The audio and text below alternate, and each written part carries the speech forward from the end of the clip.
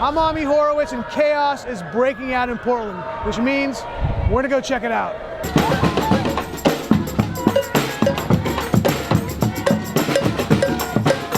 For weeks, Portland has seen Black Lives Matter protests nightly in front of the federal courthouse. The mainstream media would have you think that these protests are peaceful and they simply want to stop police brutality. Nothing could be further from the truth. Many of them were hardcore rioters who were using pipes, hammers, and even golf clubs to break down the protective shielding of the building and to bust through. They repeatedly used incendiary devices in order to create multiple fires in the hope of burning the building down and everyone inside. Despite what the media would have you believe, the crowd continuously urged them to continue their mayhem. And I did not observe a single protester discouraging the rioters from what they were doing. Only when the federal building was in danger of burning down and its occupants were threatened did the federal officers come out to extinguish the threat, and did so as humanely as possible, using tear gas, pepper spray, and other non-lethal means, even after they were attacked with glass, bottles, and rocks. At one point, I was hit by a propelled gas canister. There were groups of people interrogating journalists. They warned me that if I portrayed the protesters in a negative light, I would face street justice.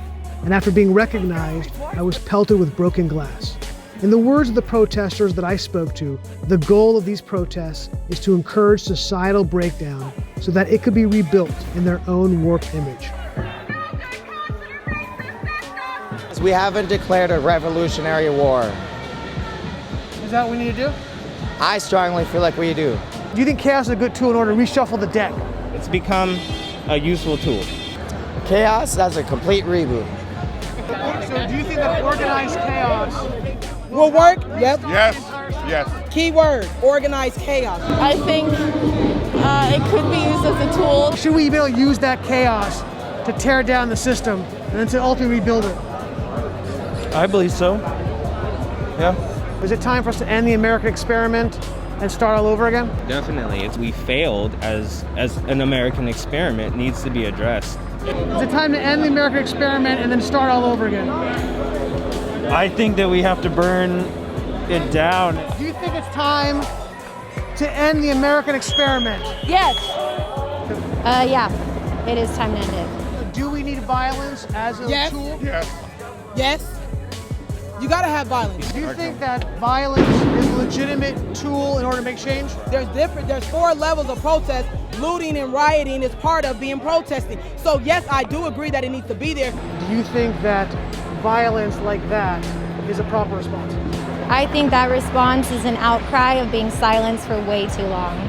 Not everyone that night felt the same way as the majority of protesters. I don't know no black folks is throwing mortars and I don't know no black folks is throwing bombs over the fence. It don't have nothing to do with us.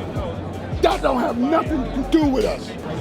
What you gonna do if you're 90 years old and you out there going, hey, and then you throw a bomb, some kid throw a bomb in there, trying to be cute, like that. And when they come out and they're pissed, and then people will say, look, you see what they did? No, bro, they didn't do nothing. You're going in their dwelling. They're protecting their dwelling. And then when everybody gets to go home, we stay black, homie. And we get blamed for your Black Lives Matter. That's the realest ever. This is bullshit. We got 2% black people out here, too. 2%. 2%. What does that say? What's that say? It says, y'all don't know y'all don't believe y'all really know what you're fighting for. I don't. This is us taking the high road. This is us not creating groups to kill off and assassinate the people that are doing the same to us.